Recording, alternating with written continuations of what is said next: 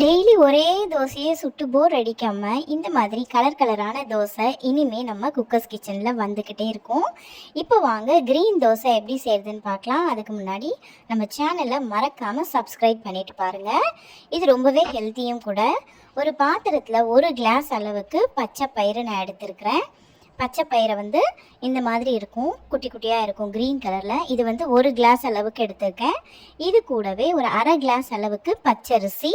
நீங்கள் புழுங்கரிசி வேணும், இட்லி அரிசி வேணும்னாலும் சேர்த்துக்கலாம். நான் அரை கிளாஸ்க்கு பச்சரிசி சேர்த்துருக்கேன். இது கூடவே ஒரு டீஸ்பூனுக்கு வெந்தயம். வெந்தயம் ரொம்ப போட்டுறாதீங்க, கசப்பாயிடும். அதனால் ஒரே ஒரு டீஸ்பூன் மட்டும் நான் போட்டிருக்கேன். இப்போ நல்லா இதை ஒரு 3 to 4 டைம்ஸ் 3லேருந்து 4 தடவை நம்ம கழுவி எடுத்துக்கலாம். கழுவி எடுத்துட்டு நீங்கள் காலையில் ஊற்றணும் அப்படின்னா நைட்டே ஊற வச்சிங்கன்னா சூப்பராக இருக்கும். இது அட்லீஸ்ட் ஒரு 7 மணி நேரம் நல்லா ஊறணும். நைட்டே ஊற வச்சுருங்க, ரொம்ப நல்லாயிருக்கும். நல்லா ஊறிடுச்சு. இப்போ ஒரு மிக்சி ஜார் எடுத்துக்கலாம். மிக்சி ஜாரில் நம்ம ஊற வச்சோம் இல்லையா, பயரும் அரிசியும் ரெண்டுத்தையும் ஒன்றா சேர்த்து மிக்சி ஜார்லேயே நம்ம அரைச்சி எடுத்துக்க போகிறோம். அரைக்கிறதுக்கு முன்னாடி கொஞ்சமாக ஒரு 1லேருந்து 1.5 ஸ்பூன் அளவுக்கு சீரகம் சேர்த்துக்கிறேன். என்கிட்ட பச்சை மிளகாய் இல்லை, அதனால் காஞ்ச மிளகா, வரமிளகா. எங்கள் ஊரில் இப்போ பச்சை மிளகா கிடைக்க மாட்டேங்குது. வரமிளகா, அதுக்கப்புறம் தேவையான அளவு கல்லுப்பு.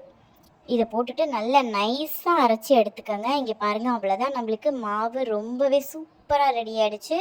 இது புளிக்க வைக்கணும்லாம் அவசியமே இல்லை.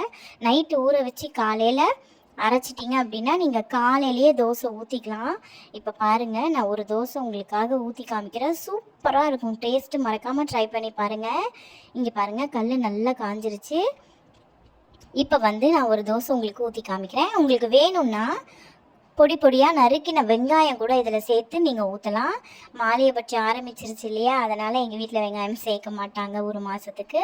அதனால் நான் இன்றைக்கி சேர்க்கலை. உங்களுக்கு வேணும் அப்படின்னா பொடி பொடியாக வெங்காயம் இந்த ஸ்டேஜில் இதுக்கு மேலே, இப்போ தோசை ஊற்றிருக்கீங்க இல்லையா, ஸோ இதுக்கு மேலே பொடி பொடியாக நறுக்கின வெங்காயம் சேர்த்து செஞ்சு சாப்பிட்டு பாருங்கள்.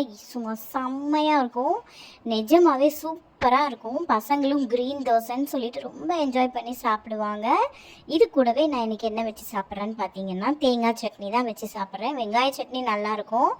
ஆனால் நான் ஏற்கனவே சொன்ன மாதிரி மாலை பட்சத்தில் இருக்கிறதுனால வெங்காயம் சேர்க்க மாட்டாங்க. ஆனால் இது வித்தியாசமான சுவையில் சூப்பராக இருக்கும். இதை பெசரட்டுன்னு சொல்லுவாங்க. இன்னொரு கலர் ரெசிபியோடு உங்களை சந்திக்கிறேன். பாய்.